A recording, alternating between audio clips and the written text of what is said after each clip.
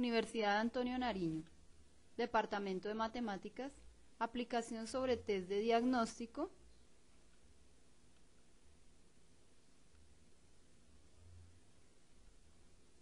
Un test de diagnóstico se utiliza para decidir si un paciente padece cierta enfermedad o no. Tendría dos pasos. Primero, se sospecha que un paciente puede padecer cierta enfermedad. La probabilidad de incidencia de la enfermedad en la población vamos a llamarla P de E. El complemento sería la sospecha de que el paciente no padece la enfermedad. Se practican test que arrojan los siguientes resultados. Miremos los resultados del test, ¿cuáles podrían ser? Sería positivo si la evidencia a favor de que el paciente esté enfermo es alta en función de estas pruebas. Vamos a llamarla T super más. Hay otro evento y es que el test arroje un resultado negativo.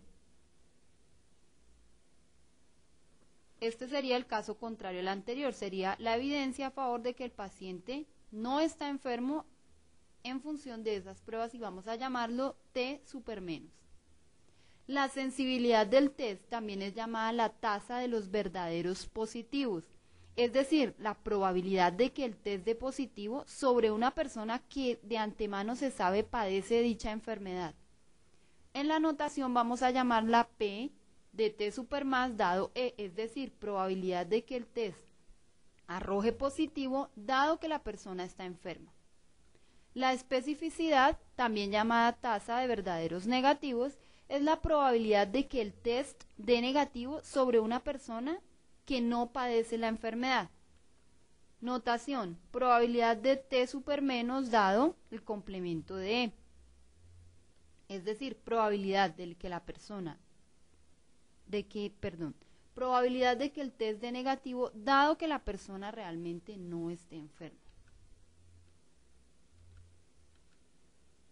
Las pruebas se realizan antes para probar la efectividad del test y se aplican sobre individuos que, como decíamos, se tiene la certeza o no que padecen la enfermedad.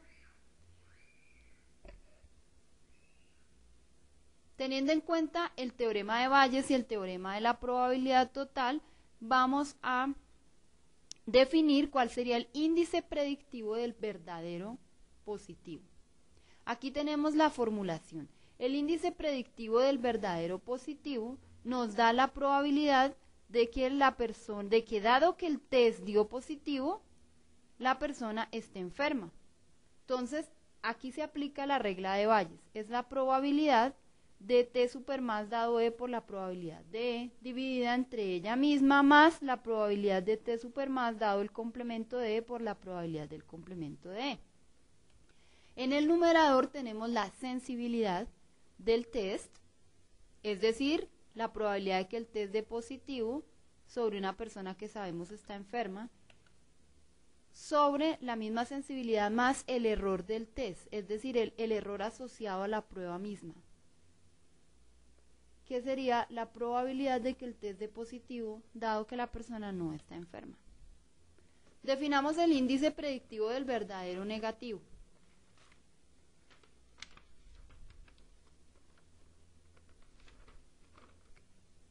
Aquí tenemos la formulación, es la probabilidad del complemento de E dado T super menos, es decir, el test dio negativo, queremos saber cuál es la probabilidad que la persona realmente no padece de esa enfermedad.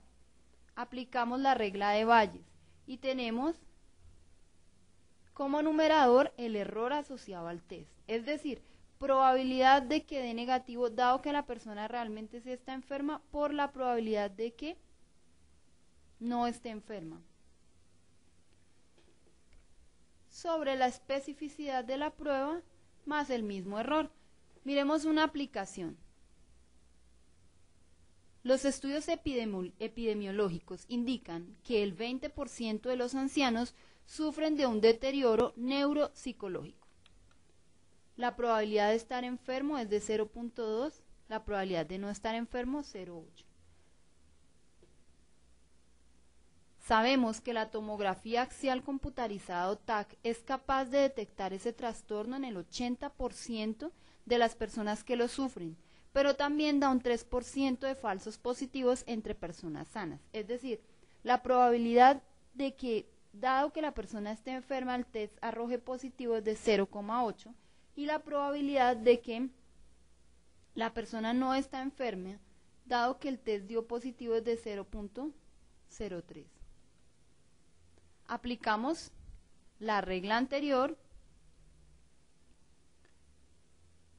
y el resultado que nos daría sería que si tomamos un anciano al azar y arroja positivo en el test o en el TAC, ¿cuál es la probabilidad de que realmente esté enfermo? Entonces multiplicamos 0,8, que es esta probabilidad, por la probabilidad de que realmente esté enfermo o la probabilidad de incidencia de ese trastorno sobre la población de ancianos, que es 0,2, dividido el mismo numerador más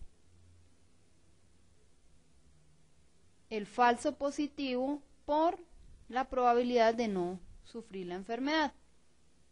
Como vemos, esto es una aplicación del teorema de Bayes.